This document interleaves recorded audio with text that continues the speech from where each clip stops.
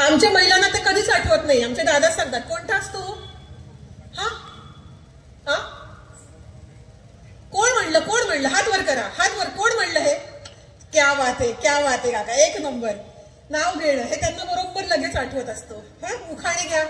आता सगळे विधी झाल्यावरती आमच्या सासूबाई म्हणल्या, चला चला नावं घ्या. आमच्या एक नळणबाई पुढे आल्या. त्या म्हणल्या, श्रावणात बरसती रिमझिम धारा, श्रावणात बरसती रिमझिम धारा, मी पिते कॉफी, हे घालतात वारा.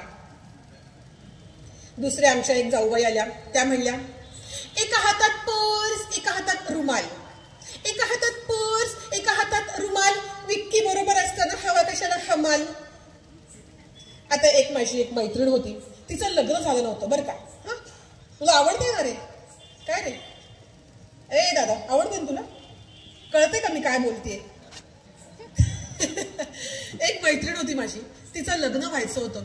आता तिला सुद्धा सगळ्यांनी आग्रह केला, नाव घे म्हणून तिने आग्रह केला. तर तिने नाव घेतलं. अंगणात पसरले पोतभर गहू, अंगणात पसरले पोतभर गहू, लिस्ट आहे मोठी, कुणाचं नाव घेऊ.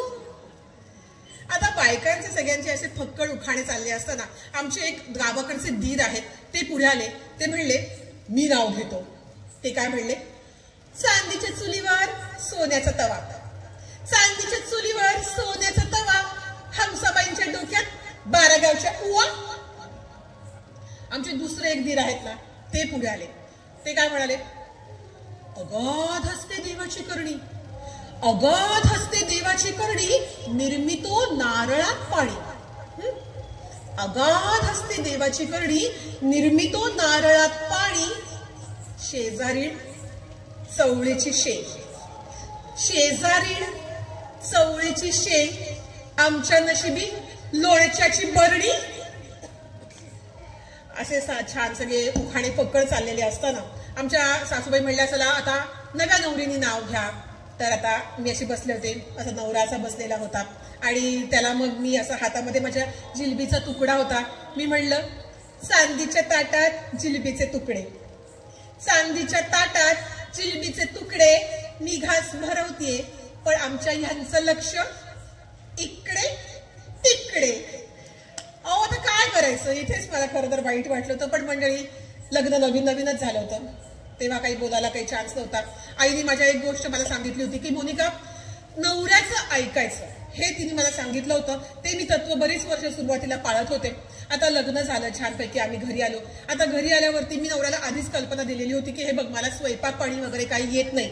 तरी देखील एक दिवस आमच्या सासूबाई माझ्या जवळ आल्या आणि मला म्हणल्या की आज आपल्याकडे ना जरा काही पाहुणे येणार आहेत, तर स्वयंपाक तू कर. अहो, येत कुठे होता, पण हे सांगणार कसं सुरुवातीला? म्हणून मी काहीतरी केलं आणि छान म्हणजे केलं असं पदार्थ. आणि असे आमचे सासरे बुवा ते पाहुणे वगैरे असे जेवायला बसले आणि असा पहिला घास घेतल्यावरती आमचे सासरे बुवा म्हणतात, वा वा वा, आज सुनबाईंनी स्वयंपाक केला वाटतं. सासूबाई म्हणल्या, मेली 35 वर्ष मी करतेय, त्याचं काही कौतुक नाही. आज सुनबाईंनी केला पहिल्या दिवशी, तर त्याचं लगेच कौतुक. अहो तसं नाही, गेली अनेक वर्ष पहिल्या घासाला पांढरा केस येतोय, आज काळा आला, म्हणून सुनबाईंचं कौतुक. अहो असो जाऊ देत, आम्ही लक्ष देत नाही. आता एक दिवस माझ्याकडे सासूबाई आल्या. मला म्हणल्या, हे बघ सुनबाई, आपल्याकडे तशा कामाला सगळ्याला बायका आहेत, पण तुला पण घरामध्ये कामाला हात बटवायला लागेल. मी म्हणलं, अजिबात काळजी करू नका सासूबाई, तुमच्या मुलाचं पाकिट साफ करायचं काम अगदी मनापासून करीन. हा, आजवर सूचना केल्या नाहीत मला. आता आमचे सासरे बहुत असे हुशार आहेत बरं का ताई, तुम्हाला सांगते.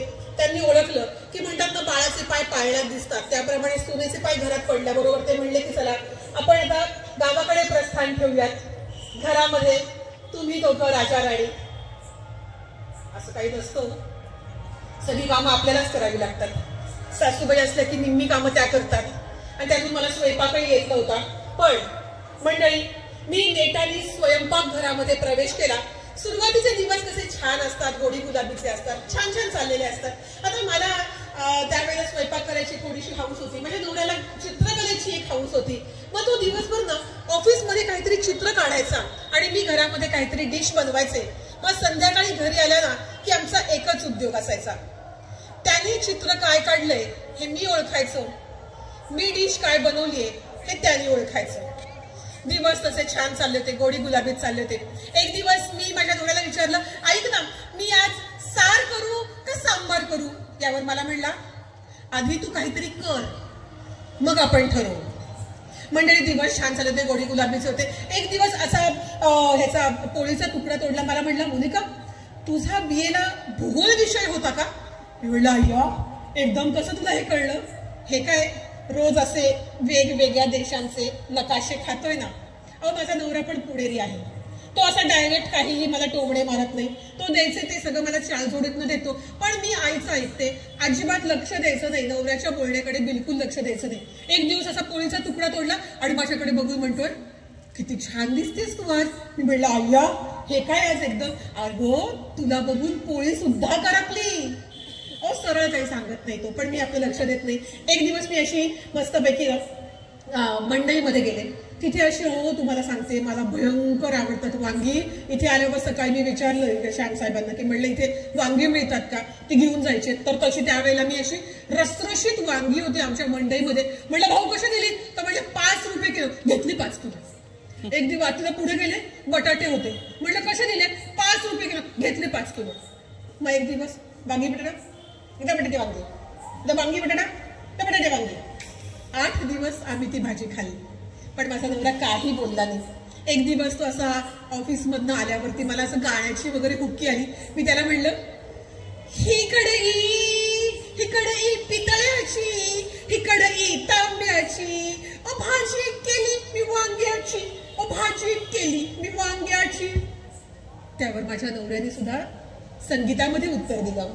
तो म्हणला, ही वांगी आणि हे बटाटे घालतोय कधीच मी खेटे, घालतोय कधीच मी खेटे. त्याचं पोट बिघडलं होतं, पण नाही तोही काही बोलला नाही. दिवस कसे नवीन नवलाईचे असतात, गोडी गुलाबीचे असतात, त्यामुळे तोही काही बोलला नाही. मग असेच आमचे दिवस चाललेले होते. एक दिवस आहे ना त्याच्या एका मित्राशी तुम्हाला गंमत सांगते बरं का. त्याचा एक मित्र तो आमच्याकडे घेऊन आला. पण ह्या मित्राला ना काही अतरंगीच त्याला एक काही आवड होती. त्याला कसली आवड होती? गाड्यांची टेस्ट ड्राईव्ह घेण्याची त्याला भयंकर आवड. एक दिवस तो असा एका एक्झिबिशन मध्ये गेला. आता एक्झिबिशन मध्ये गेल्यावरती त्यांनी तिथे एक गाड्यांचं प्रदर्शन होतं. तो सेल्समन सांगत होता, साहेब या गाडीला ना काही करावं लागत नाही, तुम्ही नुसतं गाडीत बसायचं आणि खुश म्हणायचं की गाडी सुरू होते, गाडी पळायला लागते. खुश म्हणलात की गाडी 50च्या वेगात जाते, खुश म्हणलात की गाडी 100च्या वेळात जाते, आणि गाडी थांबवायची असली की स्टॉप. एवढं म्हणलात की गाडी जागच्या जागी थांबते. सोपं आहे की नाही? आहे की नाही सोपं? आहे ना, सोपं आहे ना. झोप आली तिला. तर अशी त्या याची गंमत. तो म्हणला, वा वा वा मी याची टेस्ट ड्राईव्ह घेऊ का? तो म्हणला, हो साहेब घ्या ना. असं म्हणून गाडी बसला गाडीमध्ये. तो म्हणला खुश, गाडी सुरू झाली. ह्याला मजा वाटायला लागली. गाडी पुढे जायला लागली. खुश, गाडी 100च्या वेगानं पळायला लागली. बघता बघता बघता गाडी हायवेवर आली. बघता बघता गाडी घाटामध्ये गेली. वळणाचे घाट. आता मात्र याला भीती वाटायला लागली. आता हा म्हणला, आता गाडी थांबवायची. अरे अरे रुको रुको रुको, अरे थांबो थांबो थांबो, अरे काय म्हणायचं थांबो थांबो. गाडी एकदम अशी घाटाच्या टोकाशी आली आणि अगदी आता घाटामध्ये दरीमध्ये पडणार. हा म्हणला स्टॉप. गाडी तिथं दरीच्या टोकाशी जागच्या जागी थांबली. गाडी थांबल्यावरती हा म्हणला खुश. तर मंडळी अशा त्या मित्राला माझा नवरा घरी घेऊन आला. आता बऱ्याच दिवसांनी लग्नानंतर मित्राला घेऊन आला म्हणल्यावरती आता माझा नवरा म्हणला गप्पा मारता मारता, आता तू जेवूनच जा. अरे देवा, परत स्वयंपाक करायचा म्हणल्यावरती मला जरा टेन्शन आलं. पण मी आपलं काहीतरी छान असे पदार्थ वगैरे केले. आणि तुम्हाला गंमत सांगते, त्यानंतर 4च दिवसांनी माझा वाढदिवस होता. तर अहो तो माझा नवऱ्याचा मित्र माझ्याकरता गिफ्ट घेऊन आला. काय गिफ्ट आणलं? काय आणलं सांगा बरं? त्यांनी दिलेलं गिफ्ट असं मी तसं रॅपर लहान मुलासारखं फाडलं. मजा येते ना गिफ्टचं रॅपर फाडायला, हो की नाही का बाळा? गिफ्टचं रॅपर असं असं असं असं फाडायला मजा येते ना. मी त्याचं फाडलं. आतमध्ये पुस्तक होतं, स्वयंपाक कसा करावा. आता मी त्यामध्ये बघून स्वयंपाक करते. दिवस छान चालत आहे. आता या वाढदिवसाची तुम्हाला गंमत सांगते की आता ह्या वाढदिवसाच्या वेळेला मी माझ्या नवऱ्याला एक 4 दिवस आधी विचारलं की ऐक ना, माझं छान आता वाढदिवस येतोय, तुम्हाला गिफ्ट काय देणार? मला म्हणला सचिन तेंडुलकरची फरारी माहितीये का? मी म्हणलं अय्या ती गिफ्ट देणार? अगदी तशीच. म्हणलं अय्या तशीच लाल रंगाची, अगदी तशीच लाल रंगाची टिकली मी तुला गिफ्ट करणार आहे. मंडळी, कितीही गोडी गुलाबीने चालला असेल ना संसार, तरी पण असली गंमत आम्ही खपवून घेणार नाही. मी चिडले, मी रागवले. मग आम्ही चिठ्ठ्यांनी एकमेकांमध्ये संवाद करायचो. तो मला चिठ्ठी द्यायचा, मी त्याला चिठ्ठी द्यायचे. तो मला चिठ्ठी द्यायचा, मी त्याला चिठ्ठी द्यायचे. एक दिवस रात्री माझ्या उशाखाली चिठ्ठी होती. उद्या सकाळी मला महत्वाच्या मीटिंगला जायचे, 6:30 वाजता उठव. मी चिठ्ठी वाचली, ठेवून दिली. आता सकाळी नेहमीप्रमाणे स्वारी 7-7:30ला उठली आणि उठल्यावरती माझ्यावरती तो तणतण करायला लागला. मला काय उठवलं नाहीस, मला जायचं होतं, माझी खूप महत्वाची मीटिंग होती, या होतं त्या होतं. म्हणलं 1 मिनिट बोलायचं नाही. सकाळी 6:30 वाजता मी तुझ्यावर किती चिठ्ठ्या टाकल्या. अरे उठ 6:30 वाजले, अरे उठ 6:30 वाजले. आता तू उठला नाहीस, त्याला मी काय करणार? पण मंडळी जाऊ देत, काही आम्ही भांडण फारसं ताणलं नाही. आम्ही छानपैकी मस्तपैकी ह्या अशा भांडणाला मिटवण्याकरता संध्याकाळी तो ऑफिसमधनं घरी आल्यावरती मी म्हणलं हे बघ मी काय केलंय. त्यांनी असा घेतला, मी असा रव्याचा लाडू केला होता, तो घेतला आणि 2-4 दाताचे असे जरा हातात आले त्याच्या. पण भांडण नुकतंच मिटलेलं होतं, त्यामुळे तो काही बोलला नाही. अहो एक दिवस त्यांनी ना काय केलं, एक 4 व्हीलर विकत घेतली, सेकंड हँडच घेतली आणि आता ती चालवण्याची प्रॅक्टिस करण्याकरता म्हणून हळूहळू दिवस जायला लागले होते. आमचं लग्न जरा आता मुरायला लागलेलं होतं. मला स्वयंपाकातल्या काही गोष्टी आता जमायला लागल्या होत्या. तर मी अशी त्यांनी हे गाडी घेतली. तर रोज संध्याकाळी काय करायचं, तो ऑफिसमधनं आला ना की आम्ही असं छानपैकी टुम्मकीने त्याच्या शेजारी मी त्याच्या बसायचे आणि अशी सगळीकडे ती गाडी अशी आम्ही फिरवून आणायचो. तर एक दिवस असा स्वयंपाक करत असताना माझ्या शेजारी ओट्यापाशी येऊन उभा राहिला. मला म्हणला काय आज भाकरी वाटतं? मी म्हणलं हो आज भाकरी. अगं पीठ थोडंच घे, ते आपण दोघंच जेवणार आहोत. म्हणलं हो थोडं. अगं पाणी थोडं घाल, पाणी त्याच्यामध्ये पीठ पातळ होईल. अगं भाकरी अशी अशी अशी छान गोल थापा. मी ती भाकरी अशी घेतली, तव्यावरती टाकली. म्हणलं इतके दिवस मी स्वयंपाक करतेय, आजच या सगळ्या सूचना द्यायचं काय कारण? त्यावरती मला म्हणतो कसा आता कळलं, कारमध्ये शेजारी बसून सूचना केल्या की कसं वाटतं ते. हा पण विनोद आमच्या सगळ्या दादा लोकांनाच समजतो. पण आपलं एक सांगायचे तत्व असतं, कारण कितीही नव्याने गाडी चांगली चालवली तरी देखील आपल्याला वाटत असतं की त्यांनी जरा नीट चालवायला पाहिजे, असं वाटतं ना. बरोबर नाही, सारखं राईट लेन मधनं चालवायचं. अहो डावीकडे इतका रस्ता रिकामा असतो, हे सांगितलं की त्यांना आवडत नाही, पण असो. तर मंडळी सांगायचा असा मुद्दा. तर एक दिवस आमच्या शेजारचे एक काकू आहेत, दाते काकू. त्या दाते काकूंनी आम्हाला जेवायला बोलावलं. आता दाते काकू म्हणजे तुम्हाला सांगते 1 नंबर. त्यांच्या हाताला जी काही चव आहे ना, ते काका तिथले असे अगदी असे बोटं पण चाटत असतात असे. तर त्या दाते काकूंकडे गेल्यावरती आता त्यांनी तिथे असं, मी आतमध्ये होते त्यांच्या बरोबर. माझा नवरा त्यांना विचारत होता की काका इतकी वर्ष सुगरण बायकोच्या हातचं जेवण तुम्हाला कसं वाटतं? यावरती काका म्हणले अरे थांब जरा, तुला मी याच्यावरती छानसं एक गाणंच ऐकवतो. त्यावरती त्यांनी काय गाणं ऐकवलं ते म्हणाले, माझे जीवन खाणे खाणे, माझे जीवन खाणे खाणे, वडा असो वा पाव असू दे, साधा मसाला डोसा असू दे, भूक असो अथवा नसू दे, खात सतत मज राहणे खाणे, माझे जीवन खाणे खाणे. कधी खातो डब्यामधून, कधी खातो धाब्यावरनी, कधी भाजी बुध कधी डाळावर, सतत मज खाणे खाणे, माझे जीवन खाणे खाणे. खा मित्रांनो माझ्या संगे, थालीपीठावर तूप तरंगे, तुमच्यासह माझे पण सुटते पोट दिवाळी खाणे, माझे जीवन खाणे खाणे. मंडळी, एकपात्री कलेचा हाच एक आनंद असतो की प्रत्यक्ष जेव्हा आम्ही कार्यक्रम करतो तेव्हा तो आनंद जो आहे तो तुमच्या चेहऱ्यावर मला प्रत्यक्ष बघता येतो. आपण टीव्हीवरती बसतो, हास्यजत्रा बघतो, खो खो हसतो, पण घरातल्या 4-10 व्यक्तींव्यतिरिक्त आपण नसतो. पण आपण सगळे एकत्र बसून हा कार्यक्रम एन्जॉय करणं ही आपल्याकरता एक मेजवानी असते खरं तर. पण गेल्या 2-3 वर्षापूर्वी आपल्यावरती जो कोविडनी एक घाला घातला होता त्याला आपण अत्यंत नेटानं तोंड दिलं आणि त्या कोविडनी जो आपल्याला घरी बसवलेलं होतं आणि आपल्या सगळ्या आप्तजनांबरोबर भेटायची आपल्याला त्यांनी जी बंदी केली होती ती आपण झुगारून लावलेली आहे. आणि या सुंदर अशा छान एकत्र बसून कार्यक्रम त्याचा आस्वाद घेण्याची आपण ही संधी परत घेतलेली आहे. पण हा कोविडचा जो काळ होता ना तो आपण डेटाने दिला बरं का. कोविड दरम्यान मजा होती, म्हणजे काहींना मजा होती, बायकांना सजा होती का नाही. 24 तास नवरे घरामध्ये, डोक्याला ताप, सारखे 2 दिवस 2 तासांनी खायला द्या. डोकं उठलं होतं, काय द्यायचं खायला असा विचार करून करून आम्ही दमलो होतो. आणि तुम्हाला म्हणजे घरात बसायचं आणि सारखं ते बायकोचंच तोंड बघायचं. दुसरं कोणी बघायचं म्हणलं की मोबाईलवरती बघायला लागायचं, हो ना. आणि मोबाईलवरती दुसऱ्या कोणाला बघत असलं की नेमके मागून मुलगायचा, बाबा कोणाकडे बघताय, कोणाशी बोलताय, हे असले प्रश्न यायचे. त्यामुळे सगळ्यांचीच पंचायत झाली होती. असो, पण मंडळी त्या दरम्यान किती जरी झालं ना तरी देखील सरकारने एका गोष्टीवरची बंदी उठवली होती. ती एका कारणामुळे, एका अत्यंत महत्वाच्या गोष्टीवरची बंदी उठवली होती. कुठली असेल ती गोष्ट? हा, क्या बात.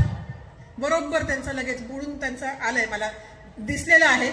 खरी गोष्ट आहे, सरकारला त्यातून खूप मोठा नफा मिळतो. त्यामुळे ह्या गोष्टीवरची बंदी सरकारनं उठवली होती. पण अहो, ज्या वेळेला ती बंदी होती ना त्यावेळेला आमच्या एका मित्रांनी त्यावरती गाणं केलं होतं. ऐकायचं तुम्हाला ते गाणं? हा, म्हणजे काय काय करू शकतात माणसं याचा तो एक कहर होता. तुम्हाला सांगते, ते गाणं असं होतं. उघड बार देवा आता, उघड बार देवा, उघड बार देवा आता, उघड बार देवा. पितो दूध ग्लासा मधुनी 7 बिस्किटांची, मला रोज आठवण येते बिस्किट चकण्याची. सरावल्या तळी रामाने धीर का धरावा, उघड बार देवा आता, उघड बार देवा.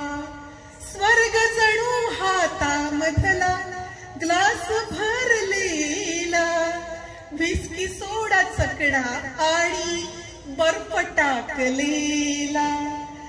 पिण्यासाठी मित्रांचा रे घोळ काव्यावा, उघड बार देवा आता, उघड बार देवा. देवा मला माफ कर, पण सत्य परिस्थिती आहे ही. तर अशा प्रकारे हे कोविडने आपल्याला काही गोष्टी नाविन्य कमी होत नाही. तर असाच पु ल देशपांडेंचा ती फुलराणी हे नाटक आपल्याला माहितीये? कोणाकोणाला माहितीये ती फुलराणी? माहितीये. ती फुलराणी नावाचं एक नाटक होतं. त्यामध्ये एक मंजुळा नावाची मुलगी होती. ठीक आहे, ही मंजुळा जी असते ना ती एक गावठी मुलगी असते. तिला लिहिता वाचता येत नसतं. फुलं विकणारी अशी ती मुलगी असते. पण अशोक मास्तर तिच्याविषयी एक विडा उचलतात. ते म्हणतात, ह्या मंजुळेला मी शिकवून सवरून मस्तपैकी पार्टीमध्ये फिरवून आणीन आणि कुणाला कळणार सुद्धा नाही की हे गावठी रस्त्यावरची फुलं विकणारी मुलगी आहे, असा विडा उचलतात. हे शिक्षण घेता घेता मंजुळेला खूप त्रास होतो. एका ठिकाणी मंजुळेचं एक सुंदर असं स्वगत आहे ज्याचं नाव आहे थांब तुला शिकवीन चांगलाच धडा. हे जे स्वगत आहे ते मी तुमच्या समोर आता सादर करू इच्छिते. आवडेल का तुम्हाला? आवडेल का? मराठीमध्येच आहे ना?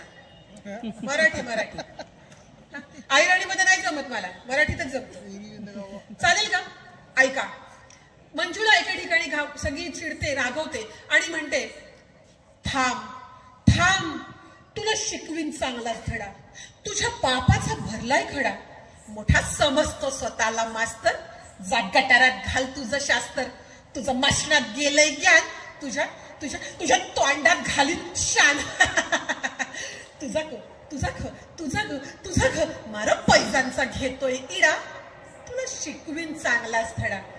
तुझा उतरीत समजा माझ, तुझा उतरीत समजा माझ, तेव्हा येशील गुंडाळून लाज, माझी चाटत येशील बुट, म्या म्हणीन काय आज इकडं कुठं, मग उडवून हात दाखवीन वाट, चल हो बाहेर मुकाट, उग वळवळ करतोय किडा, तुला शिकवीन चांगलाच धडा, तुला दाखवतेच बघ तोरा, तुला दाखवतेच बघ चोरा, समदे बघतील माझा तोरा.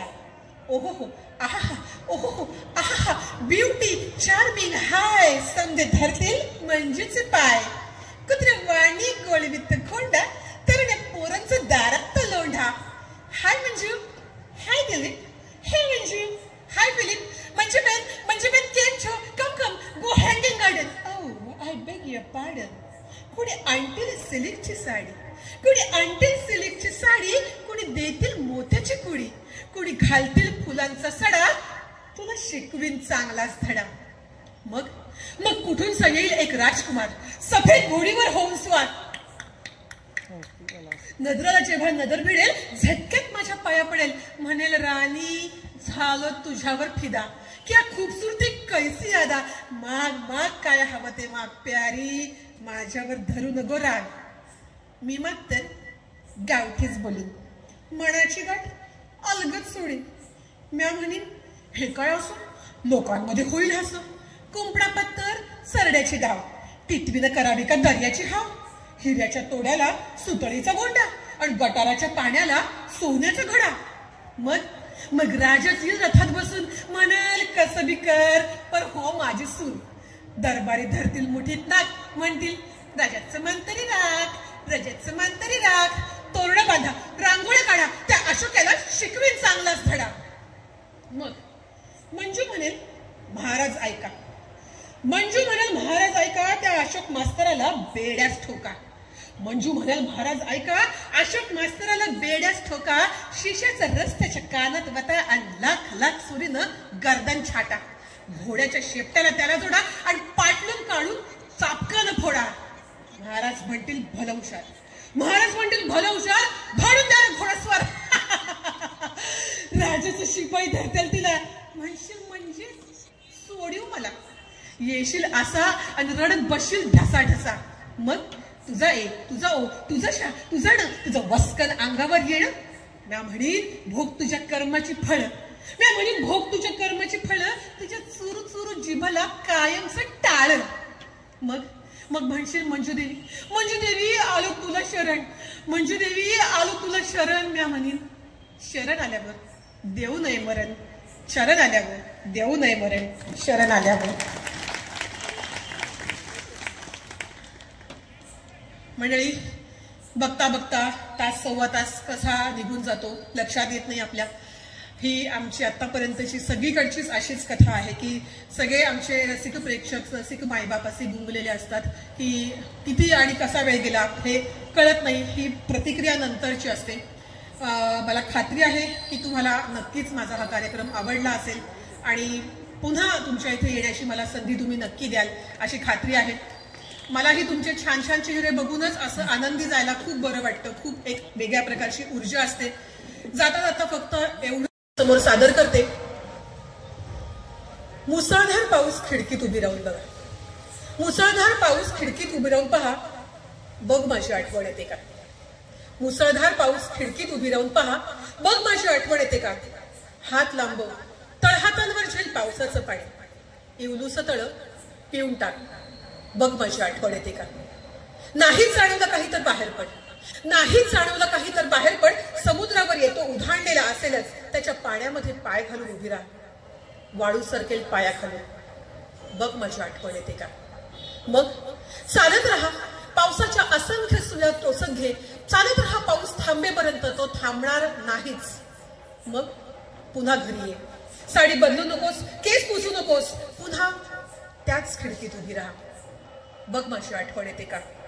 मग दारावरची बेल वाजेल, दार उघड नवरा असेल, त्याच्या हातातली बॅग घे. रेनकोट तो स्वतःच काढेल. तो विचारेल तुला तुझ्या भिजण्याचं कारण. तू म्हण घर गळतंय. मग चहा कर, तूही घे. तो उठून पंकज उधास लागेल, तू तो बंद कर. किशोरीचं सहेलारे लाव. बघ माझी आठवण येते का? मग रात्र होईल, तो तुला जवळ घेईल, तो म्हणेल तू मला आवडतेस, पण तूही तसंच म्हण. मग तो त्या कुशीवर वळून झोपेल, त्याच्या पाठमोऱ्या शरीराकडे बघ. मग बाहेरचा पाऊस नुसता ऐकण्याचा प्रयत्न कर. मग उघड्या डोळ्यांनी छताकडे बघ. मग उठून सुरी काही उशीखाली ठेव.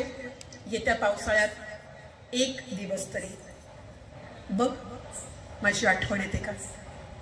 धन्यवाद. म्हणून आम्हाला अशी दाद मिळते तेव्हा तो खूप आनंद एक अतुलनीय असतो. मंडळी, कार्यक्रमात आपण पुढे सरकूयात. एक दिवस माझा नवरा असाच जेवण करत होता. असं तो तरुता घास तोडला आणि एकदम ओरडा लागला, आई गो मोनिका, छातीत दुखते. म्हणणारे काय झालं? अगं छातीत दुखते, डॉक्टरांना फोन कर. अरे काय झालं? मी डॉक्टरांना फोन केला. डॉक्टर म्हणले घेऊन या. डॉक्टरांनी तपासलं, हार्टशी रिलेटेड आहे. मेलो ऑपरेशन करावं लागेल. मेलो. डॉक्टर म्हणले की हे बघा, तुम्ही यांना आज रात्री इथे ऍडमिट करा, उद्या सकाळी आपण ऑपरेशन करूयात. आता माझ्या नवऱ्याला दवाखान्याची, हॉस्पिटलची भयंकर भीती. आता त्याच्यातही कुठल्या रूम मध्ये ऍडमिट व्हायचं हे बघण्याकरता मी, डॉक्टर आणि वॉर्ड बॉय अशी आमची वरात निघाली. प्रयोग आपला छान रंगला तुम्ही दिली दाद. प्रयोग आपला छान रंगला तुम्ही दिली दाद. तुम्हास माझे मनापासून लक्ष धन्यवाद. निरोप देताना जाताना हीच एक इच्छा, असेच आपण हसत रहा, ही हार्दिक शुभेच्छा. शारदीय व्याख्यानमालेच्या दुसऱ्या दिवशी पुण्याहून माननीय मोनिका जोशी मॅडम आज या ठिकाणी आल्यात पाचोरा शहरामध्ये आणि संध्याकाळच्या वेळी अतिशय प्रसन्न वातावरणामध्ये एक ते दीड तास त्यांच्या विनोदातून त्यांनी सर्व प्रेक्षकांना खेळवून ठेवलं. कोणी आपल्या जागेतून उठलं नाही. त्यांची बोलण्याची कला असेल, त्यांचे हावभाव असतील, सर्वांनी म्हणजे त्यांच्या पूर्णच एक ते दीड तासामध्ये अतिशय विनोदाने त्यांनी सर्वांना हसवलं आणि वातावरण अतिशय प्रसन्न केलं आणि विनोदाचं केलं. आपण बघतो टी व्हीवरच्या कार्यक्रमांमध्ये आपण भरपूर विनोदाचे कार्यक्रम बघतो, परंतु समोरासमोर जे काही कार्यक्रम आपल्याला पाहावयास मिळतात त्यामध्ये आणि त्यांचं एक पात्री जे काही त्यांचं सादरीकरण होतं ते अतिशय उत्कृष्ट होतं आणि त्यांचं जे नावाजलेलं म्हणजे त्यांचं नाव होतं त्यामुळेच आम्ही त्यांना आमंत्रित केलं होतं आणि त्यांनी त्यांच्या नावाप्रमाणेच हा कार्यक्रम यशस्वी करून दाखवला. त्याबद्दल मी त्यांचं आभार नगरपालिकेच्या वतीने मानतो. आणि त्यांचं एक नाटकाचा त्यांचा एक ग्रुप आहे, तर येत्या काळामध्ये त्यांच्या नाटकाच्या ग्रुपला आम्ही आमंत्रित करू आणि एक अजून चांगला एक कार्यक्रम आपल्या पाचोरा शहरवासियांसाठी सादर करू. धन्यवाद. याचे व्याख्यानमालाचे जे दुसरे पुष्प आहे त्याच्यामध्ये उभी आहे आणि ज्याप्रमाणे आपण या दत्तकीच्या जीवनामध्ये आपण मेडिसिन खातो त्याप्रमाणे आजच्या या जीवनामध्ये मॅडमांनी आपल्याला एक हास्याचं मेडिसिन दिलं आहे असं मी म्हणेल. आणि पुणे तेथे काय पुणे ही गोष्ट त्यांनी आपल्याला आज इथे म्हणजे खरी ठरवून दिली आणि हा जो हास्याचा तडका होता हे आम्हाला सगळ्यांना खूप आवडलं आणि मॅडमांची अशीच प्रगती हो, उत्तरोत्तर प्रगती हो ही ईश्वरचरणी प्रार्थना. धन्यवाद. पुणेरी तडका सादर करतो तेव्हा तुम्हाला कसं वाटतं? मॅडम, प्रॉपर मी पुण्याचा असल्यामुळे पुणेरी तडका मला ऐकायचंच होतं. मला थोडं यायला लेट झालं, परंतु आल्यानंतर मी कंटिन्यू एक तास हसतच होतो. आणि पुणे म्हटल्यानंतर तिथं चितळीची भाकरवडी ह्याचा जेव्हा उल्लेख निघाला तर त्यावेळेला एकदम अंगावर रोमांच उठून गेलेलं होतं की अरे पुणे आहे आणि इथं चितळीची भाकरवडी तो उल्लेख निघालेला आहे. खूप छान पद्धतीने आपण सर्वांना प्रेक्षकांना हसून खेळून ठेवलं. का तर आजकाल समाजामध्ये आपण पाहतो ताण तणाव टेन्शन बऱ्यापैकी वाढत चाललेलं आहे आणि समोरच्याला हसवणं ही जी कला आहे ती प्रत्येकाला येत नाही. पण आपण एक पात्री भूमिकेतून 1-1.5 तास संपूर्ण सगळ्यांना म्हणजे लहान मुलापासून सगळ्यांना वयस्कर व्यक्तीपर्यंत आपण जे हसवत होता आणि ती मांडण्याची जी शैली आहे ती खूपच अप्रतिम होती. त्याच्यामुळे मॅडम मला तर एकदम पुण्यामध्ये आणि पुण्याचा असल्यामुळं आपला जो मला म्हणजे हा एक लाभ भेटला तो खूपच मी आपला आभार आहे. आपण या ठिकाणी आला सगळ्यांचं म्हणजे पाचोराकरांच्या वतीने माझ्या वतीने आपले धन्यवाद. चांगल्या पद्धतीने मांडलेलं आहे आणि पाचोऱ्यातली जी काही सर्वच महिला म्हणा किंवा इतर सर्व नागरिक मोठ्या संख्येने आज या कार्यक्रमाला उपस्थित झालेले आहेत. मॅडमची जी पूर्ण स्टोरी मांडण्याची जी हे होती पद्धत होती आणि ज्या पद्धतीने त्यांनी सुरुवातीपासून ते शेवटपर्यंत पूर्ण जो इथला समुदाय आहे या कार्यक्रमासाठी बांधून ठेवला त्याच्या या काय म्हणता येईल की कौतुकाबद्दल त्यांचं जितकं कौतुक करावं तेवढं कमीच आहे. आणि मॅडमचे असे कार्यक्रम पुढे अनेक वेळेस पाहण्यास आम्हाला मिळावे असं सौभाग्य आम्ही आमचं असावं अशी मी मॅडमकडे सदिच्छा व्यक्त करतो आणि मॅडम त्यांना पुढील त्यांच्या या सर्व कार्यक्रमांसाठी खूप खूप शुभेच्छा देतो आणि असेच सर्व म्हणजे समाजातील म्हणा किंवा इतर शहरातील सगळ्याच लोकांना आपण असंच हसवत राहा आणि असेच चांगल्या प्रकारचे कार्यक्रम आयोजित करून समाजात एकोपा आणि हास्याचा हा कार्यक्रम कायम सुरू ठेवा अशी सदिच्छा व्यक्त करतो. धन्यवाद.